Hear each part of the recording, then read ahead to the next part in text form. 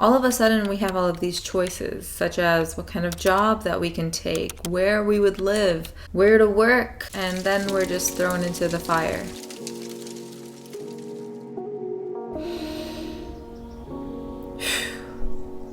Make sure you take a deep breath. Another chapter in your life has just closed. You've graduated. You've just finished college. And now you're asking, what do I do now? In this video, I'm going to be giving you the most brutally honest career advice that I wish someone had given me when I graduated college. No bullshit, no fluff, just the real hard truth. I graduated college in 2013. I went to a very prestigious engineering school in upstate New York called Rensselaer Polytechnic Institute. And if I'm honest with you, I had a pretty rough time. I made a video on that just a couple weeks ago, and if you want to watch it, I have a link in the description. The first thing I want to talk to you about is college life versus career life. When we're in high school, they say that college is the time that prepares us for the real world. I partially agree with that.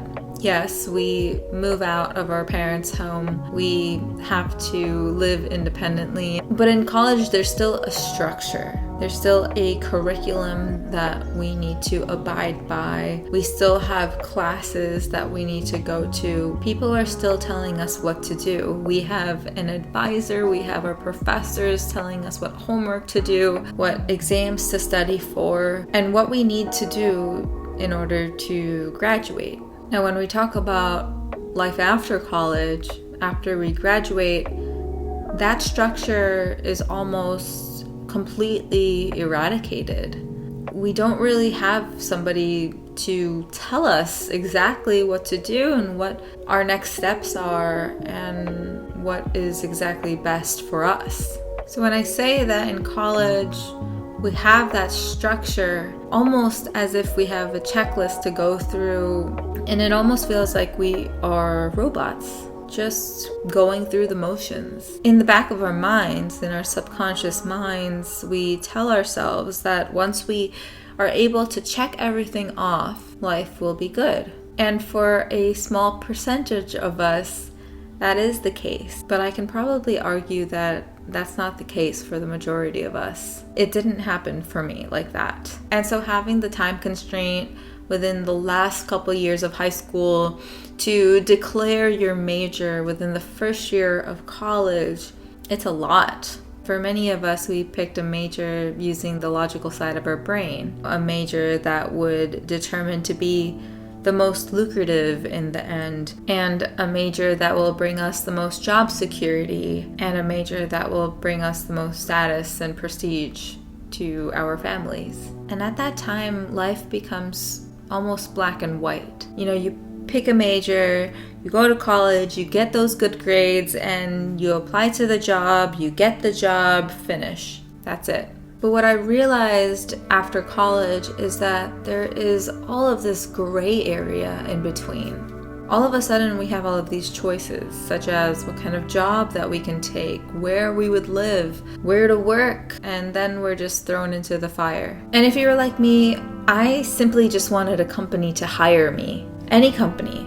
Just give me a job. I just wanted a job. Because tell me if you felt the same way, but I was so afraid of going back home after graduation and just being a disappointment. I wish someone had told me that it was okay to not rush into your first job. That you won't fall behind because there is no such thing as falling behind, because we all are on our own path in life. And speaking of our own paths in terms of careers, I guarantee you that the first 5 to 10 years of your career will be a test. Many times when we start to look for a new job and we envision what our life is going to be like in that career, we tend to over-romanticize it. For example, if we're looking for an engineering job and we've never worked an engineering job before, we think that our jobs will most likely be prototyping or testing the prototypes in the lab.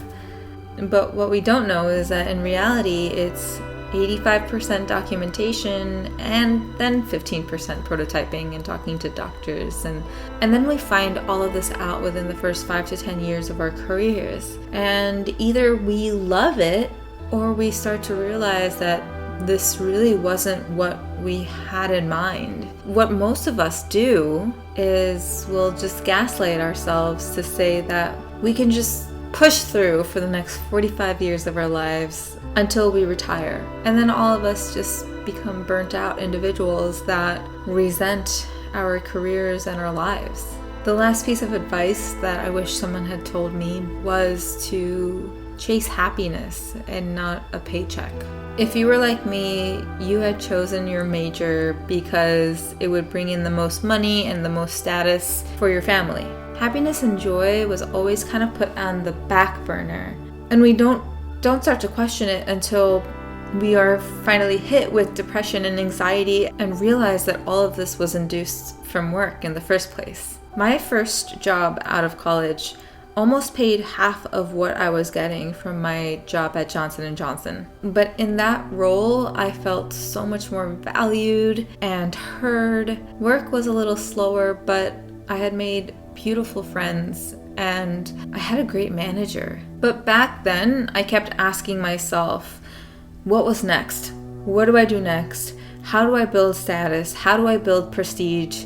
What's the next step? What do I do? I wanted more money. I wanted more degrees. It's almost, when I look back at myself, I almost feel as if I was greedy. And I mistook that for ambition. But the problem is, I just thought that that's just what you did. I thought that everyone who didn't chase after all of these things were just being complacent. But I was so incredibly wrong. I honestly wish someone had told me that being content was actually not a bad thing. It meant that things were good. And if you find yourself in that type of situation, I would cherish it. Don't run from it. Take your time. Listen to yourself. If you feel as if things are off, ask yourself why. Because the last thing that I want you to feel 5, 10, 15, 20 years down the line is regret for the career choices that you had made back when you had just graduated college. And if you're watching this video, I already know that you are taking all of this into consideration. Make sure to subscribe to my channel if you like this content. I'm wishing you all the very best in your career and in your life. Congratulations on graduating. I'll see you in the next video.